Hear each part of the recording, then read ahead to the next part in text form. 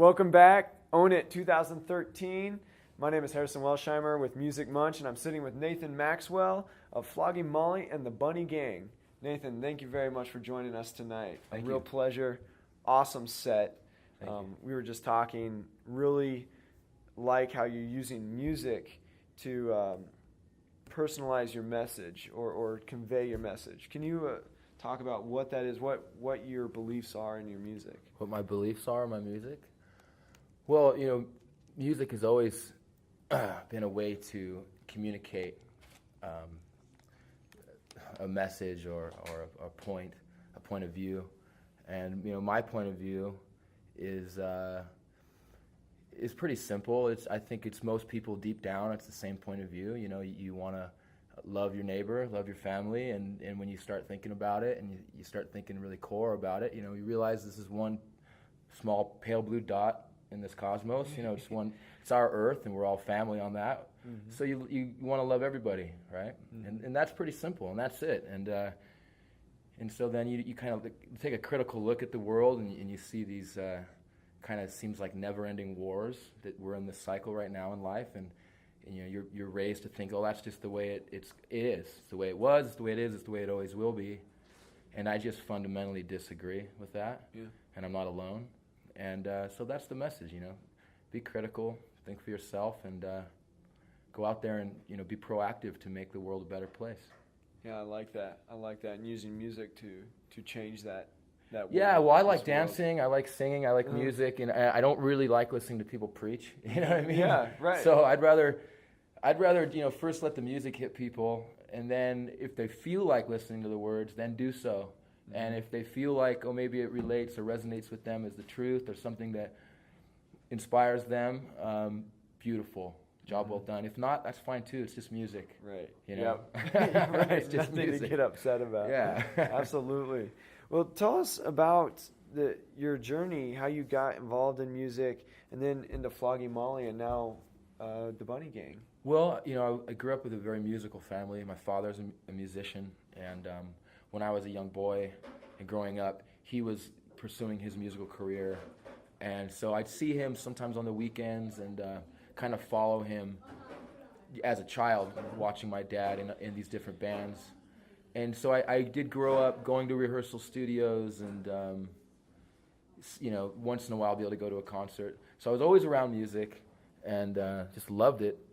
And at a young age, I knew that's what I wanted to do. And like most people, my neighbors around me, I formed bands. Mm-hmm. I was really into punk rock at the time. Like Dead Kennedys was my favorite band. And so me and Mike Peralta, the bass player of the Bunny Gang, we started our first ever band called PBS and toured. But I was so serious about it, and I just kept looking for more and more. And I eventually found what would become Flogging Molly. Nice. And I joined that band at a very young age. I've been in that band for half my life. Mm-hmm. And but I've always written songs, and the songs I've been writing over the years didn't necessarily lend themselves to Flogging Molly. And instead of trying to stick a triangle into a square hole, yeah, I figured I'll just do it just do something different, do a different musical style, and that's where the Bunny Gang comes in. And so I'm very much a member of Flogging Molly, will always be. It's been like I said, half my life in that band so far, and the Bunny Gang is as near and dear to my heart. It's just it's a different sound. And it's something that I just want to continue with. For me, music is a lifelong journey. I don't prescribe to the theory that music is for the youth only. No, I think that's a pretty sad way to look at music. Like Willie Nelson said, I was reading an interview, and someone said, "Hey, when are you going to retire?" And Willie said, "All I do is play music and play golf. Which one do you want me to give up?" I don't play golf yet, but if it's good enough for Willie, it's good enough for me. Right, yeah, absolutely. So that was all that started in Southern California, yeah. Right? And now I was reading you guys' About page on the Bunny Gang. You guys are now based in Denver. We are. Correct? So from that musical oasis that everybody knows, like LA is music industry powerhouse. Right. What I guess, made you move to the 5280? Well, I moved to Denver not for business. I moved here for family. I moved here to raise my family, and we just thought it was a better place to be, and so far we find it to be so. Great. We love it here, and I don't ever see myself leaving Colorado. I truly love it here. I know I'll never be a native, but I'm not either. you know, whatever, you know. But I love it. Yeah. I think the natives laugh at that, you know. Mm-hmm. But I just love it here. And the reason why the rest of the band came here is because I'm here, and you know, I started the Bunny Gang, and the other guys, you know, the drummer and the bass player, both from Southern California, they came out here for that. And we met Nat, who was born in Denver. He was raised internationally. His parents are missionaries. But when we met him last year, or the year before that, it just really gelled, and we felt like, okay, finally we have a band. Yeah. And so really the band formed in Denver, because it wasn't a band until Nat joined. Before that, it was kind of me, and I made a record, and I put some musicians together around that. Got it. So and really, that happens a lot. I consider the Bunny Gang a total, true Denver band. Nice. Yeah. And do you find that Denver's scene vibrant in its music scene, and do you see Denver as becoming possibly a hub for music within this country?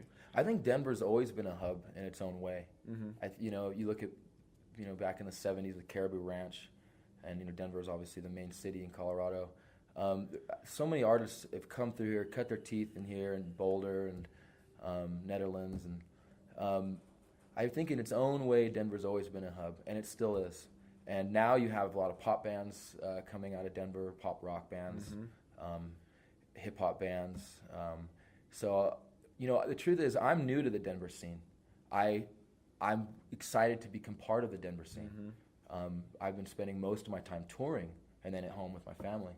But I really, I'm kind of starting a new chapter where, with the Bunny Gang specifically, I just want to focus on Denver and focus on Colorado, because I really, you know, like I said on stage, I really think this is the greatest place in the world right now to be.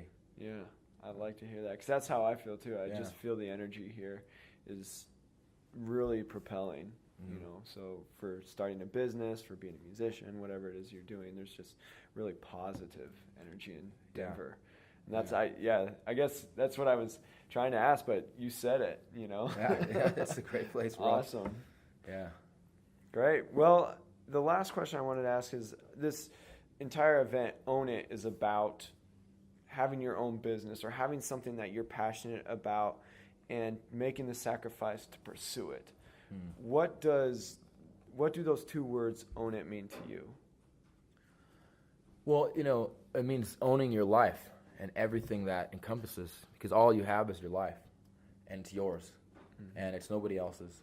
And that's, I think, the most crucial thing for you to realize. You know, without ever gaining independence from whatever it is, from your parents, from government aid, from whatever you're dependent on, from drugs or alcohol, whatever it is, get off it.